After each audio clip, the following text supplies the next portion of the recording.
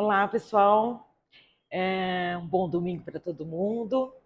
Eu sou a Cris Rocha, estou aqui hoje para falar sobre Akiko Fujita, uma grande ceramista japonesa que viveu alguns anos aqui no Brasil. E nós vamos retomar como foram esses anos e quais as obras dela. Essa obra da capa se chama Idenawa e está na cidade dela. E é um grande prazer eu estar aqui na Feira de Minas, depois de uma pandemia, longo tempo sem vir para Belo Horizonte. E estou retornando para a Feira de Minas, que eu aconselho todo mundo a se organizar para vir nos próximos anos, e para essa palestra. A primeira vez que eu apresentei essa palestra foi no Contaf de 2017. Essa já está uma palestra remodelada, e apresentei em 2017 em Campinas.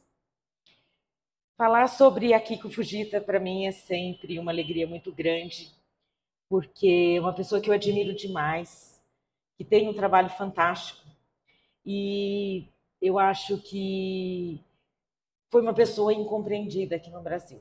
Então, ela veio nos anos 80, e ela veio para o Brasil apaixonada pelo quê? Pela nossa natureza, pela música de Egberto de Gismonti e, sobretudo, pelos espaços, pela possibilidade de construir grandes obras. Isso porque no Japão ela não tinha esses espaços com tanta facilidade. Então, apaixonada por essas três coisas, ela veio para o Brasil. Essa é uma exposição que ela fez na Galeria São Paulo, chamada Cidades. Teve uma composição de 42 peças, tá? Foi uma exposição muito importante. Quando ela chegou no Brasil, ela foi contratada pela Unicamp para fazer 2 anos de cerâmica. Então, ela começou na Unicamp, mas a Unicamp ela tinha interesse num professor de cerâmica que ficasse encerrado dentro de 4 paredes, com um forno elétrico ou a gás, fazendo utilitários. Então, ela foi um excesso para o que o povo queria. Foi super incompreendida. Essa foto é de 2001, é de Idenawa, eu e ela. Foi a minha visita a Idenawa junto com ela. Então, vocês veem, em 1976 a obra foi construída, em 2001 essa foto, a obra está inteira. E vocês veem algumas rachaduras que foram consertadas, né? Vão sendo reparadas. Depois da guerra, no pós-guerra, no pós-guerra, a Kiko juntou o lixo dos escombros e com eles ela construiu uma escola de arte que atendesse as crianças normais ou especiais. E essa escola existe até hoje. Essa escola se chama Naminoko Art School. Eu estive lá e foi uma experiência incrível. Eu queria ir para o ateliê dela, mas era longe. Então, a professora da escola foi me buscar, me levou para a escola e eu almocei com os alunos. E depois do almoço é que essa professora ia trabalhar, então aí eu fui para o ateliê dela. Esse almoçar com os alunos foi muito interessante, porque cada um dividiu o almoço comigo. E depois eles me ensinaram uma música em japonês, que eu não vou saber, é claro. E eu ensinei uma em português para eles, que provavelmente também eles não vão saber. Mas foi uma experiência muito bacana, eram crianças pequenas esse dia. E em 55, a Kiko tem o título de doutora em educação. Então, ela tomou conta dessa escola a vida inteira. Até há uns anos atrás, a gente sabia que ela ainda tomava conta da escola. Agora vamos um pouco para Idenawa. Então, aqui vocês estão vendo a obra inteira. Pode passar. O interno da obra, quando foi queimado, tá? Então, vocês veem que a parte interna tem alguns mobiliários, digamos, né? Isso foi quando foi queimado. Olha que maravilha, olha a altura disso, né? Por fora, tem algumas esculturas dela no jardim. Então, essa obra, ela utilizou 150 toneladas de argila. Para isso foram necessários 4.000 estudantes e ela levou 1 ano na construção. Gente, a gente não consegue imaginar, né? Incrível, né? Então, vamos lá. Então, aqui, ela tem 6 metros de altura, bem que eu tinha falado antes para vocês, e ela tem 15 metros quadrados de diâmetro. E a cidade tem os Amigos de Denaua. O que fazem os Amigos de Denaua? São voluntários que organizam o aniversário de Denaua. Então, esse foi o aniversário de 1983. A Kiko está aí super novinha. Hoje ela tem 90 anos, mas aí ela está super novinha. Então, tem shows de música, tem eventos, e toda semana eles fazem o reparo na obra. O que precisa ser limpo, o que precisa ser varrido, o que precisa ser consertado. Então, é um grupo de voluntários que faz toda essa conservação, tá? E as escolas levam as crianças. Então, vocês veem que cria um vínculo com a obra muito maior do que a gente tem aqui. Porque as crianças, elas são convidadas a ir, a passar o dia, a brincar na obra. Então, eles têm um envolvimento muito maior. E agora vamos ver como foi a vida dela no Brasil. Essa placa é uma placa assim que me emociona. Eu cheguei lá e tive a chance de abrir a porta do ateliê, foi muito interessante. Vamos contar como foi. Haroldo, que era o guardião das obras, se mudou. Aí o irmão dele ficou tomando conta. Depois que o irmão dele ficou tomando conta, o irmão também casou, se mudou. E eles pediram para que eu fosse a próxima guardiã das obras.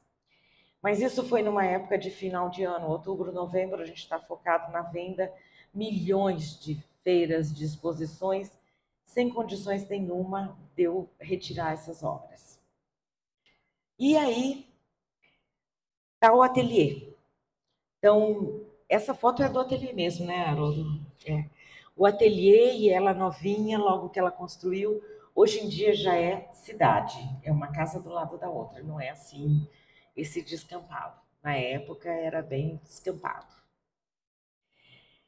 Eu fui dar um workshop, um curso no Sesc Campinas, né? E eu adoro contar história, porque eu acho que uma coisa sem história é uma coisa sem vida. Tá aqui a Miriam, que sabe bem disso, né, Miriam? Então, o que aconteceu? Eu fiz um slideshow da cerâmica. Como a cerâmica foi descoberta, a cerâmica no mundo, a história da cerâmica. E eu tive a felicidade do diretor estar assistindo. E quando eu passei aquele slide meu e da Kiko Fujita na frente da obra dela, a sala estava escura e 2 pessoas foi aquele e começaram a chorar. E eu tive que parar a apresentação para ver o que estava acontecendo, porque eu não estava entendendo nada, né? Quando eu fui ver, uma é historiadora da arte e tinha sido assistente da Kiko, e a outra, artista visual, que também foi assistente da Kiko. E nunca mais elas tinham escutado nada do tempo que elas viveram da Kiko, nunca mais tinham visto foto. Então eu estava trazendo essa lembrança.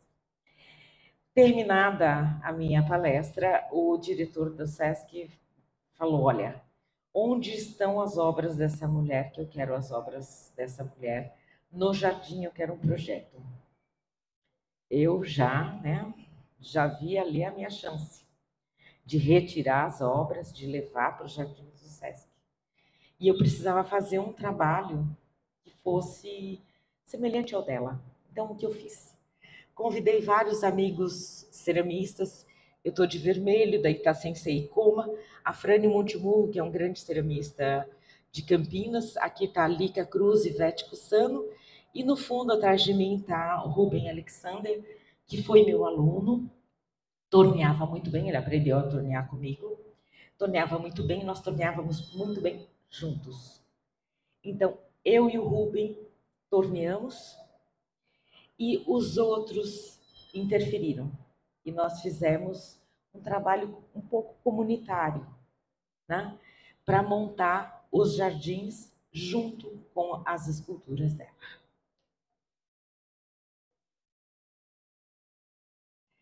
E nisso, o que aconteceu? As esculturas voltaram a serem vistas, né? Desapareceram para o mundo. E com isso houve o interesse de instituições.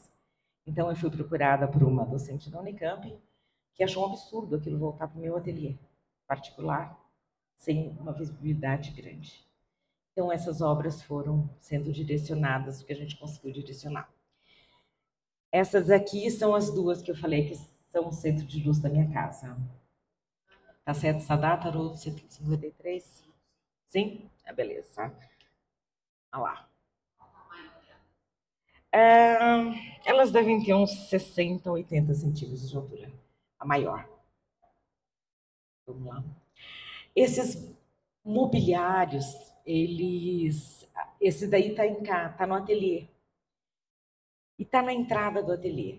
Gente, é impressionante como tem pessoas que entram e não conseguem entrar direto no ateliê. Parece que a pessoa entra, vê esses bancos e senta. Depois que ela bate um papo ali, é que ela entra no ateliê. Então, esses bancos estão em casa e esse é o mobiliário da casa dela. Então, quando eu cheguei na casa dela, eu me surpreendi que a gente se sentava e comia em cima de esculturas. A mesa era uma obra dessa, com um pranchão de vidro em cima, e era ali que a gente sentava e comia, no meio de uma montanha de bambu. Então, quando ventava, a gente ouvia o bambuzal cantando em fora da casa. Ah lá, essa é outra. Essas obras, essa foi para o museu, o MAC, em Campinas, Museu de Arte Moderna. Então, essa professora foi direcionando, essa está no MAC, é de 76, e esse, o Castelo de Passarinho, que é de 85, tem 2 metros de altura por 1 metro de diâmetro, esse foi para a Unicamp. Ela foi a fundadora da cadeira de cerâmica na Unicamp, mas depois de 2 anos, eles realmente optaram por um professor que ficasse encerrado entre as 4 paredes, com um forno elétrico ou a gás e fizesse obras pequenas. Eles não viram a possibilidade de uma grande artista fazendo obras grandes, né? E queimando a céu aberto. Essa é a que está com vocês. E que eu aconselho vocês a irem ver e fotografarem. Está na faculdade, na UFMG, na parte de economia. Essa foi a inauguração da obra, uma apresentação que teve em volta. Tá? Na economia. Não.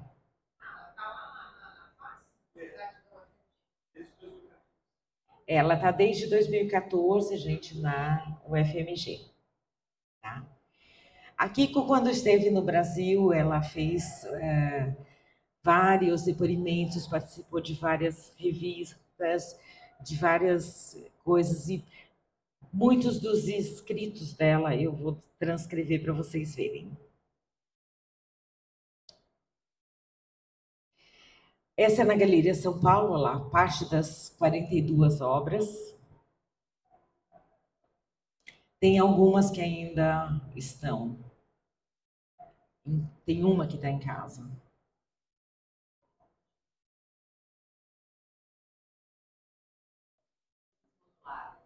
Todas moduladas.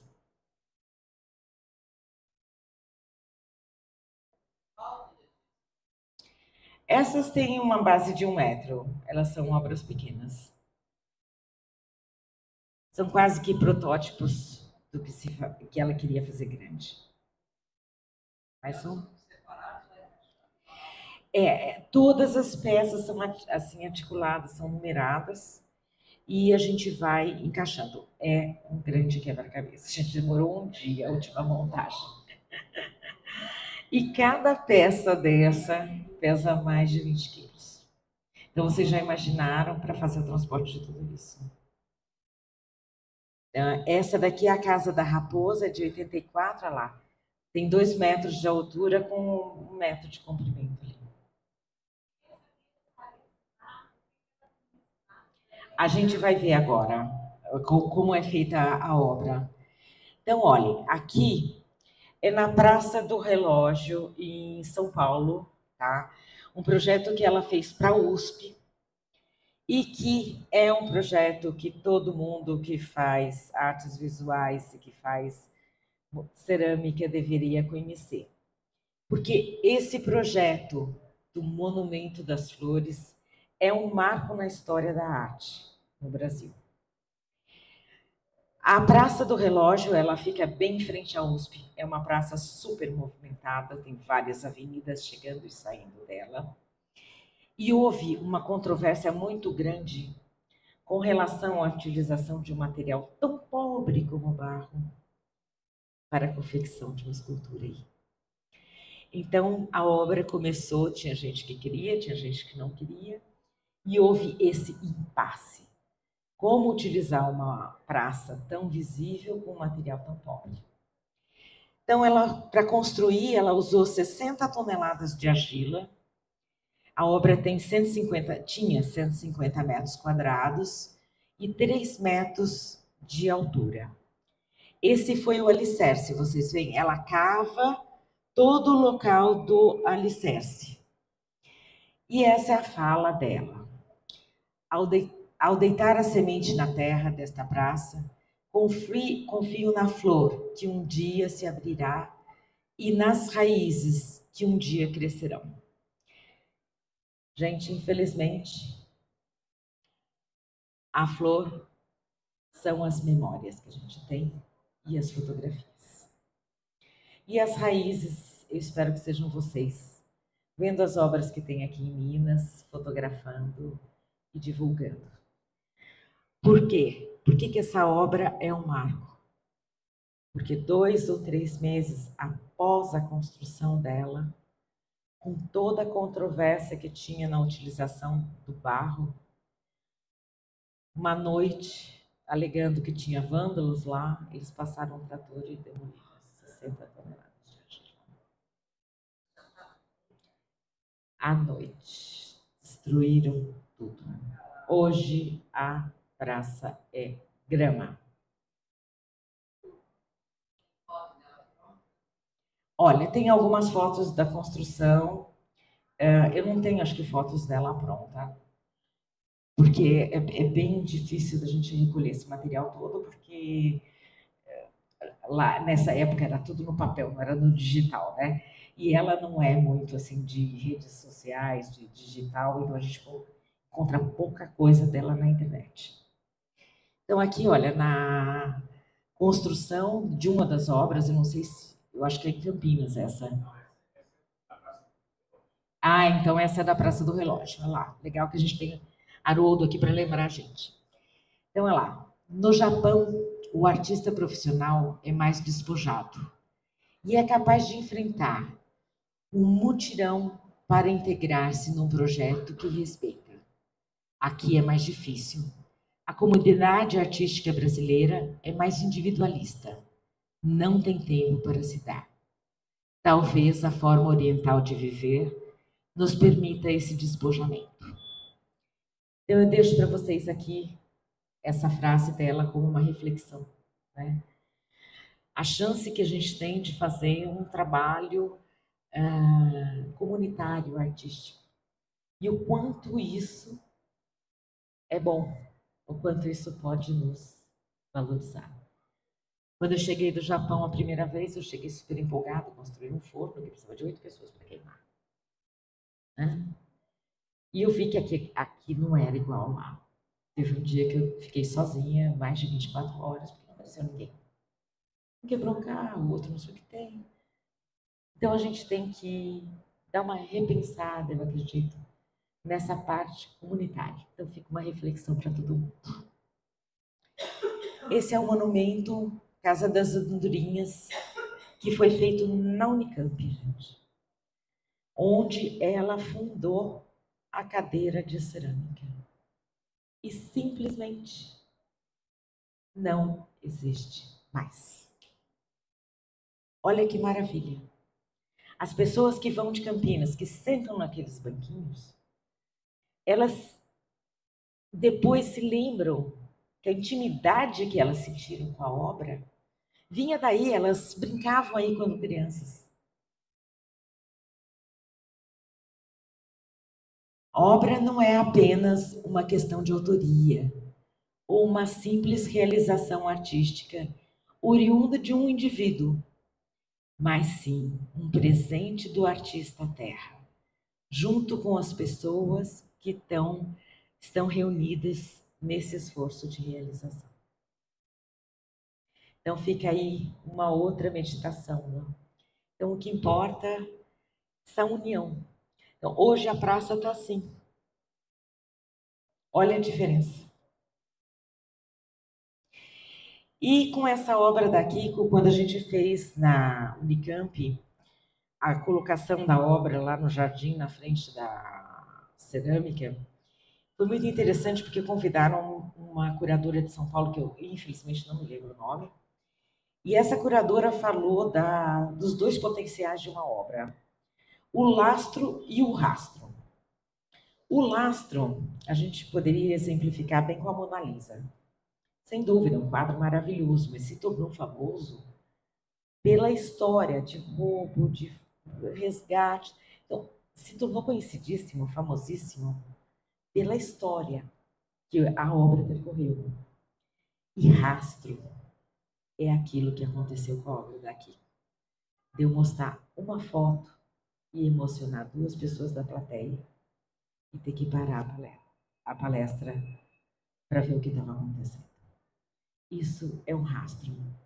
Quando as pessoas entram no meu ateliê e antes de entrar no ateliê sentam nos banquinhos e se sentem em casa, se sentem aconchegadas, esse é o rastro da obra. Então, olha a importância entre o lastro e o rastro. Né? Essa é a Tenjiko, ela está na cidade de Tokoname, no Japão. Olha lá, 7 metros de diâmetro e 6 metros de altura. Chama-se refúgio. Olha a parte interna. Aqui para vocês verem, Idenawa, é o alicerce de Idenawa. Então fazia essa parte, né, que deve ter uns 30 centímetros para fora da terra e uma parte de alicerce enterrada. E daí isso era queimado numa fogueira a céu aberto. Aí continuava a construção e assim ia. Vamos lá, mais uma. Olha lá, queimando o alicerce. E quando eu a conheci, aqui estão comentando na plateia que é uma loucura. Quando eu a conheci, ela tinha, acho que 78 anos, 70, tinha mais de 70 anos, né? E a gente ia sair um dia para conhecer algumas obras, né? E ela falou: ai, olha, você não se incomoda antes de sair, de você me ajudar a movimentar umas obras? Não, né? Nem sei pegar um pote daqui e botar ali. Muito bem. Nós éramos em 5. Fizemos um super esforço para botar as obras em sequência na abertura perto da porta do forno. Ainda com 70 e tantos anos, precisavam de 5 pessoas para carregar aquela obra. Né? Vamos lá. Olha só, a obra finalizada, cheia de madeira e com essas chapas, né, de telhado ou de divisória e a queima. E nessa época, em 70, ela fez uma obra muito grande no Vietnã. Eu vi algumas fotos na época. Olha que maravilha.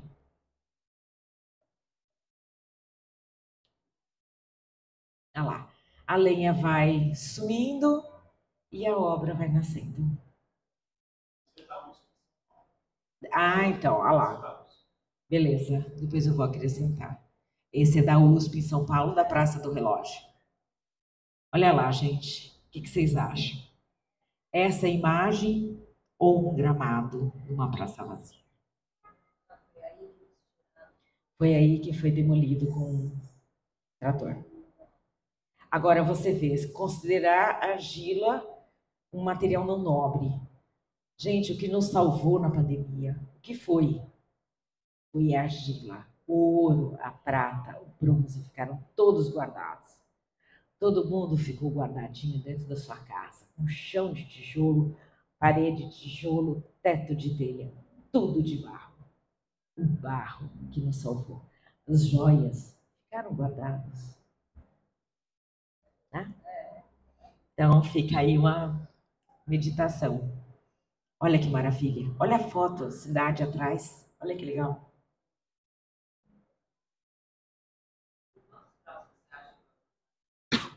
Estão perguntando quantos graus alcançava. Ah lá, céu aberto, uns 900 graus. É, na verdade, a temperatura de telha de tijolo, daqueles fornos de telha de tijolo. Então, o que acontece? Com o tempo, você tem que ir reparando as fissuras que abrem e fechando. Porque se a água não entrar, ela permanece.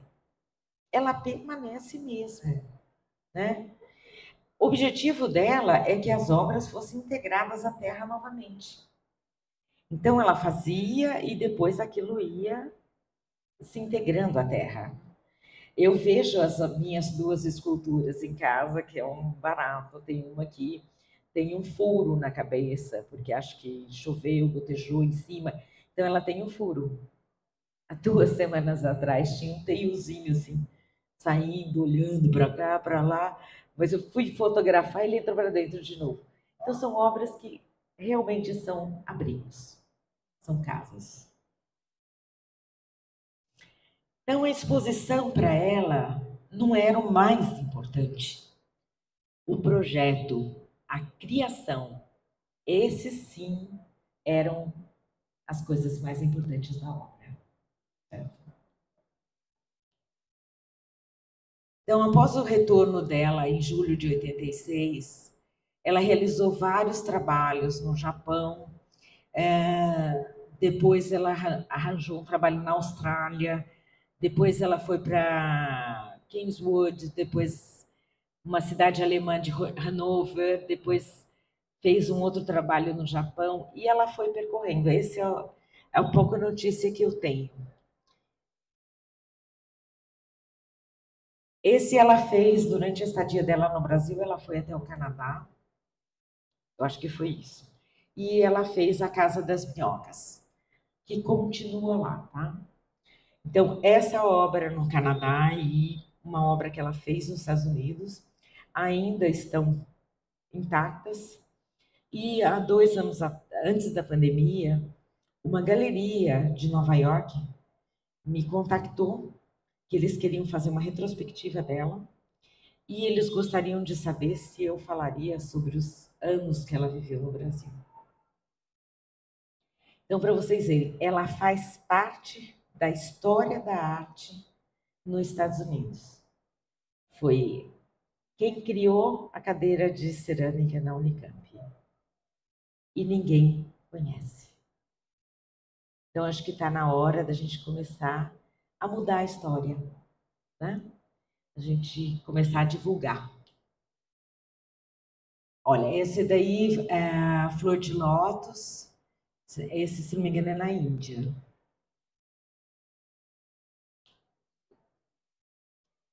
A origem das vilhas, esse é em Nagoya. Não, Nagaoka. Ó, de 97.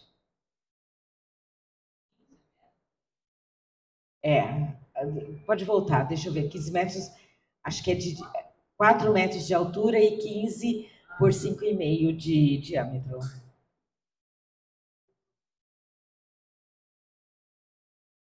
Olha esse que bonito. Inayuta, 12 metros, de 2000. E depois, eu acho que ela não conseguia mais carregar aquelas peças, né? Porque se a gente precisava de 5 pessoas em 2001, imagina agora. Então, ela começou obras que eram um pouco menores e um pouco mais leves, e essas obras começaram com luz. Então, esse foi uma exposição que ela fez em Hiratsuka, na cidade dela, numa galeria de arte. Eu consegui as fotos, mas não consegui direito a história. Parecem corais, né? Bom, essa peça é incrível. As ovelhas, eu acho que Haroldo, que está aqui na plateia, talvez saiba falar, sabe falar mais, mas eu, pelo que eu entendi, essas ovelhas ela fazia para vender nas exposições e sustentar o trabalho, porque as obras grandes eram de difícil venda. Então ela fazia essas ovelhas. E eu sou apaixonada por essas ovelhas. Mas eu não consegui encontrar nenhuma. Olha que eu revirei aquele ateliê, os escombros do ateliê, eu consegui uma metadinha dela, é o rosto e uma patinha. Agora eu consegui uma pessoa que tenha uma em Campinas e que eu vou visitar, se Deus quiser, quando eu acalmar essa série de exposições, aí eu vou visitar a ovelha que a Vera tem em Campinas. Mas olha que bárbaro. Como todas as coisas que são finitas, meus trabalhos de argila voltarão para a terra, mas é sobre a terra que eu desejo produzir meus trabalhos, que podem existir como habitações e como parques. Como? É, a obra dela é bem arquitetural mesmo. Bom, gente, estou à disposição, se alguém quiser saber mais alguma coisa que eu possa ajudar. Essa fogueira grande, eu acho que foi na Coreia. Essa saiu, acho que de um prospecto que eu ganhei dela da Coreia. Quem quiser saber mais alguma coisa, tuas ordens. E tem um vídeo que se chama O Resgate, que foi feito pelo Sesc Campinas, que se vocês quiserem, eu não sei se consegue colocar agora, se vocês estão cansados. Não? Você poderia colocar o resgate ou não? Ah, saiu o script dele. Peguei ele aqui, gente. Vocês precisavam ver. Tá do lado no meu pendrive. Um vídeo. Não pode? Tá aí atrás. Isso. Ah, não. Eu peguei o pendrive, tô aqui. Não, esse aqui já é outro. Olha, se você quiser. É um vídeo. Foi na ocasião em que eu entrei, depois de anos e anos e anos, eu fui para a primeira visita no local para retirar as peças, para começar a organizar a retirada das peças, né? Porque peso, tamanho, como retirar, né? Você desmonta, como você vai remontar, você tem que marcar tudo. Então foi o quebra-cabeça gigantesco, né? Se a pergunta é se ela deixou muitas obras aqui. Eu não tenho muita ideia. Ela deixou umas 2 ou 3 dessa exposição de São Paulo, da Galeria São Paulo, e deixou uma que está na Unicamp, uma que está no MAC e uma que está no MAV, em Campinas. Esse mobiliário, né? E tem uma que está aguardando, provavelmente, para ir para São João del Rei, que está desmontada em casa. Então vamos lá, vamos assistir o resgate, gente. Tá.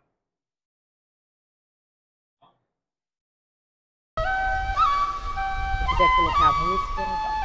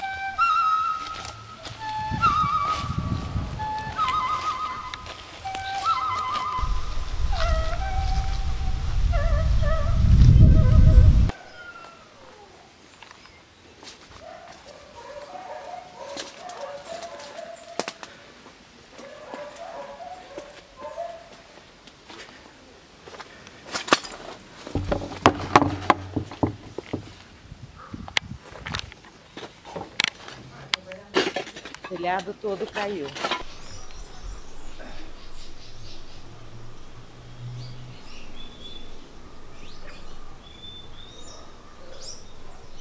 Pode falar.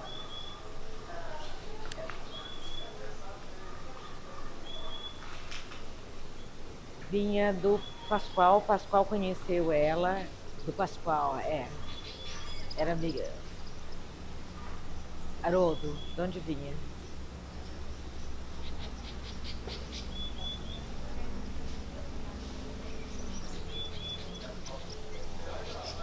Gente, é muito emocionante estar aqui. É um lugar que eu tive há uns 20 anos atrás. E para mim é um santuário. Porque foi onde a Kiko começou o trabalho dela, ergueu tudo isso. E é uma grande emoção a gente encontrar, olha, uma placa de pendurada aqui. E 1985. Olha a história registrada. E registrada com as próprias mãos dela. O próprio trabalho, uma pessoa super forte, super guerreira e que construiu, vocês vão ver, tudo com adobe.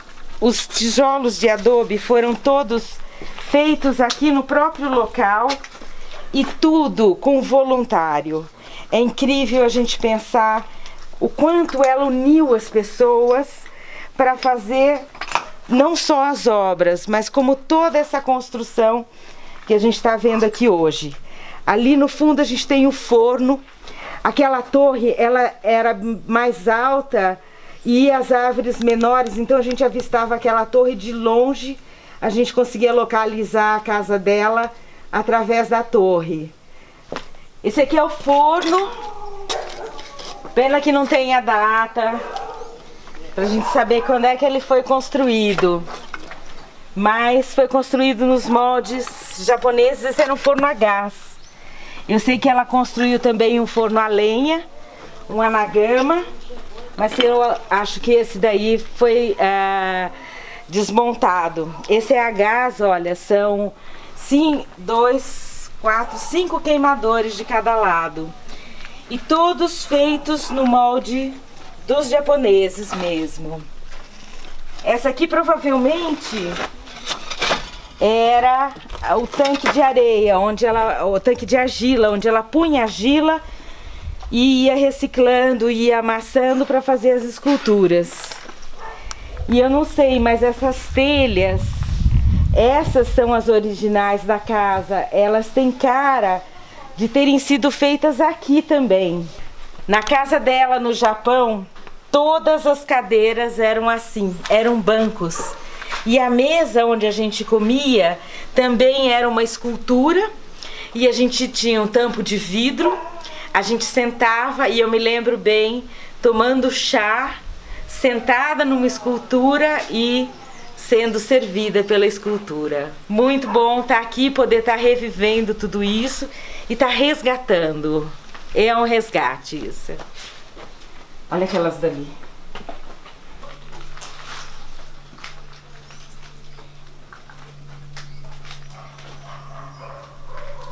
Alguém que invadiu, modificou, fez tudo, mobiliário de acordo com o que seria útil para cima ali, trouxeram ali, né, para sentar. Esse é o Antônio Jardineiro. Eu acho que entrava gente primeiro, né? Quando coisa parada assim, o povo entra. Né? Não, nunca ficou abandonada, mas a gente ia lá com frequência.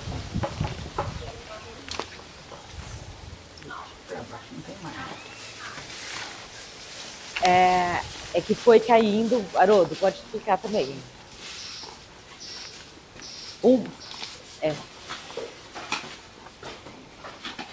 A gente chega aqui, olha, e de repente a gente se dá com uma escultura totalmente envolvida.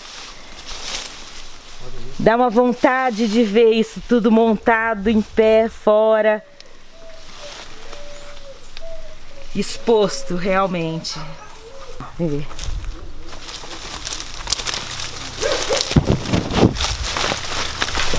Tinha 2, 3 meses que o irmão dele tinha. Essa daqui, ela tem jeito de ter sido queimada no anagama, porque ela tá aqui, olha, com esmalte. Essa eu acredito que deve ter sido queimada no anagama. Ela tá muito enterrada. Olha o cupinzeiro que tá em volta.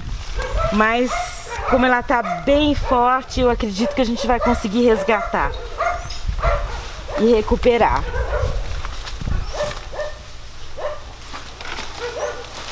A gente vai andando por aqui e encontrando as esculturas.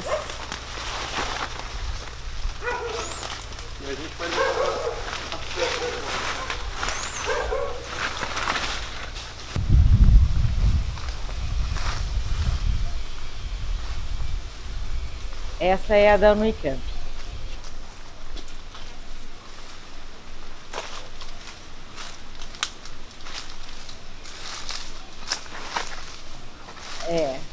Dentro aí uns 3 fatias aí, era cheio de cupim, de casas de bichos, eles tinham realmente tomado conta.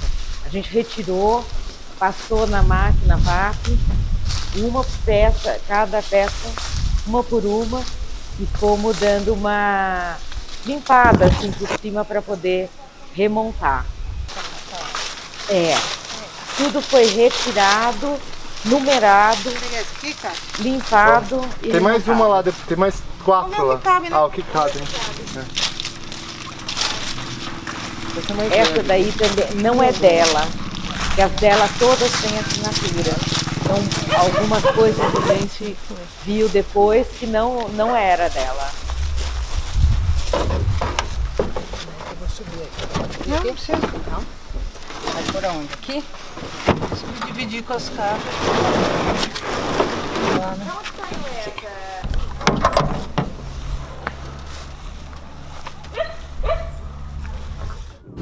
Argélia sempre ensina para mim como o que é arte, o que é fazer. Sempre Argélia ensina muitas coisas para mim.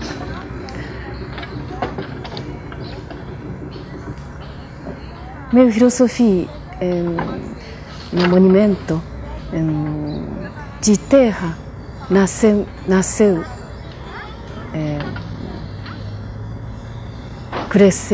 vai crescer, vai voltar na terra. Isto é um ciclo. Também pessoas, animais, bichos, plantas, tudo na vida. Nasceu de terra, crescer de terra, vai voltar de terra. Mesmo ciclo. No dia da exposição, com todas as peças montadas, a gente caiu um dilúvio e os jardins ficaram alagados até.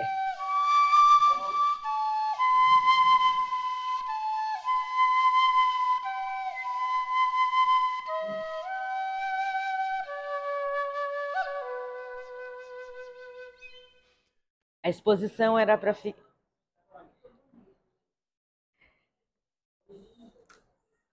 A exposição era para ficar 1 mês, mas todo dia tinha 30 pessoas nesse jardim.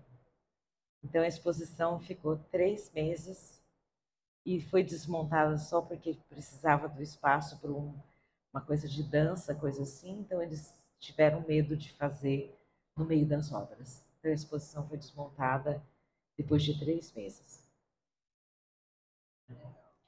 Então fica aí umas coisas para a gente pensar, né?